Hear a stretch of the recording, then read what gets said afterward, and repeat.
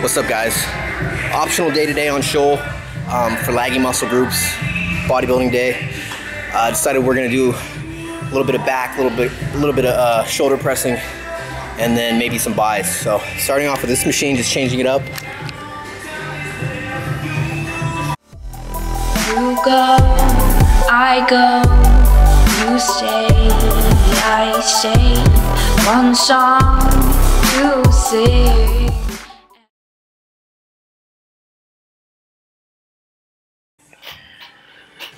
Alright, so this day, like I said, is for your lagging muscle groups. Whatever parts you think that you need to bring up and need extra attention. And yeah, it's just pretty much, you can look at it as like a bodybuilding day, just training by feel, training for the pump, just having fun. And you can change this up every week. Just stick with the parts that you do want to bring up, though. We decided to jump on this machine and give it a shot. We both want to bring up our lats while being in this surplus. So the machine felt pretty good. You're able to get a nice, good contraction and come up and get a stretch. And just feel it. Feel the movement. We did 3 sets on this, 8 to 12 reps, and it was just a perfect amount of volume. And then we wanted to do a horizontal pull, so we moved on to this this machine row, cable row, with this neutral handle. With these workouts, my mentality is just exaggerating the contraction and exaggerating the negative also. Just having fun. Training like a bro, just training by feel, trying to get that pump, trying to get the blood into the muscles. And yeah, I have to admit, it was fun. It's fun training like this once in a while. And this is the way that I used to train 2-3 years ago. Just coming in the gym, just mission to just beat the shit out of my muscle groups, which I learned later down the road that it's not efficient. I was just overworking myself and not progressing the way that I needed to. There you go, dumbbell shoulder press. We haven't done this in a while, so that's why I just felt like throwing it in there. It definitely felt easier. We felt strong on it just from being consistent with the OHP the past like 3-4 months, besides the time where we were on Candido's program. But definitely felt strong.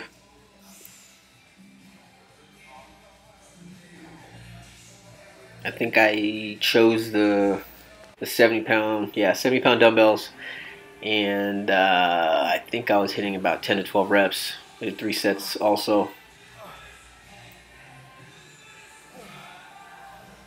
And in the past, when I was doing this movement, training the way that I used to, I wouldn't get full range of motion. I would just, all I believed in was going 90 degrees, getting the elbows 90 degrees, and stopping there. And doing it this way, getting full range of motion,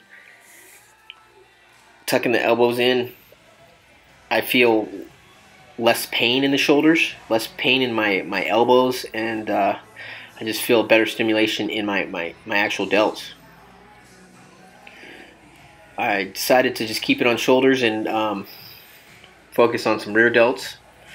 We jumped on the pec deck machine, about the same thing, 8 to 12 reps.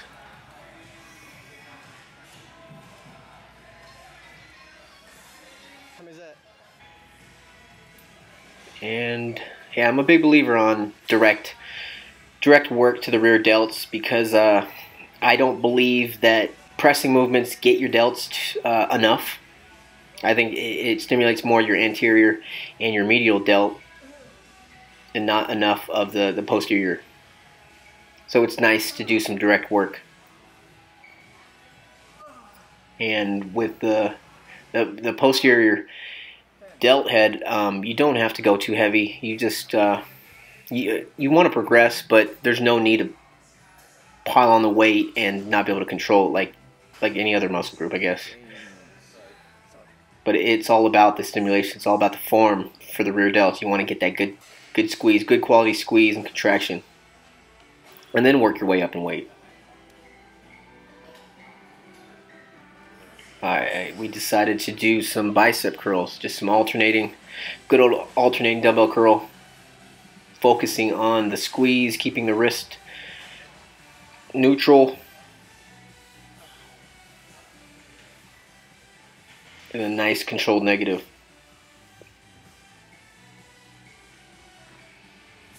I think we did about eight reps each hand.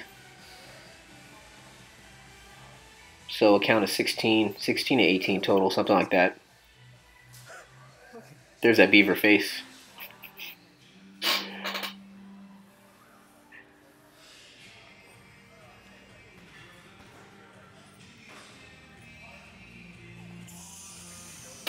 Alright, I did 40-pound dumbbells. Felt on the lighter side for me, but I wanted to keep the pump going, so the rest time was very minimal. Yeah. For the buys, we kept rest time about 1 to 2 minutes, so very short. And then the remaining, all the other workouts, all the other movements, we kept it around 2 to 3 minutes.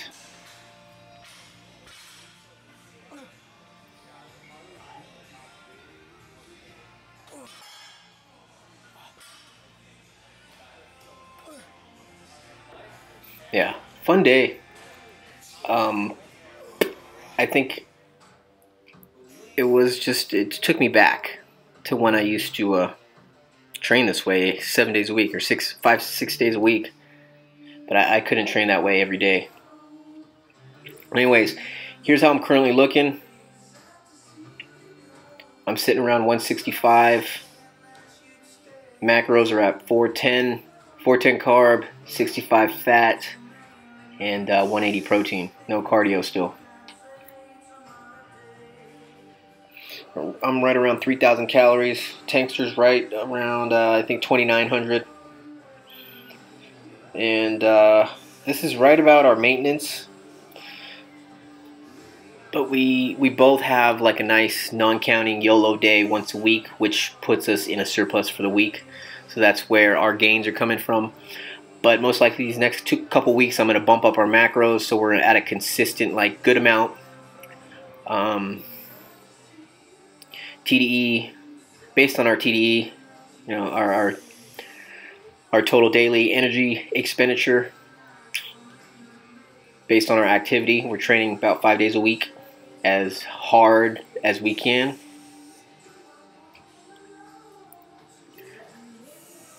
But I'm satisfied with how I'm looking. You know, I'm putting on weight slowly and keeping the body fat reasonable. And at this point, I think my metabolism can handle about 3,000 calories, 3,000 to 3,500, where I'm not really just putting on, I'm not spilling over. Compared to if I was doing that at the beginning of my reverse diet, I would have spilled over nice and easy. Post-workout meal. California burrito from our favorite place, Aztec Taco here in Temecula. Best Cali burritos in town.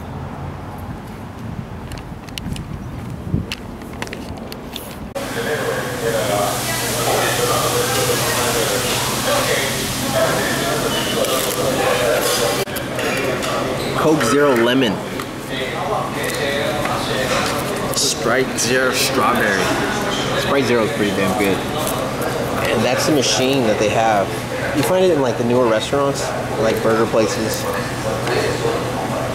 What do you guys think if I got one of these for the house? I wonder how much one would run. This is a California burrito. Comes with sour cream, guac, and then the standard fries. Carne asada. Right? Carne asada in California? Never really thought about it. Take a bite. Show them how juicy that is.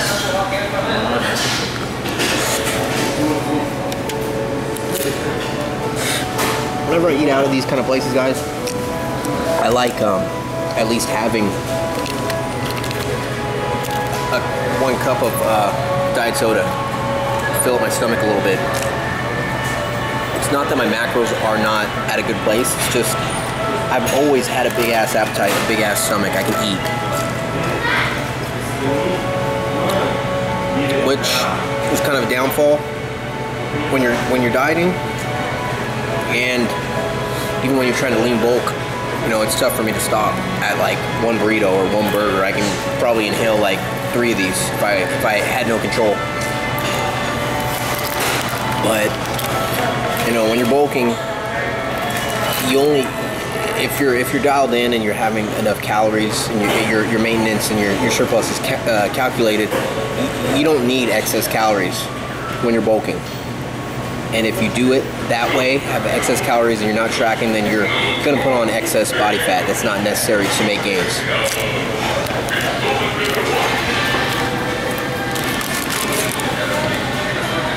Oh, look at that.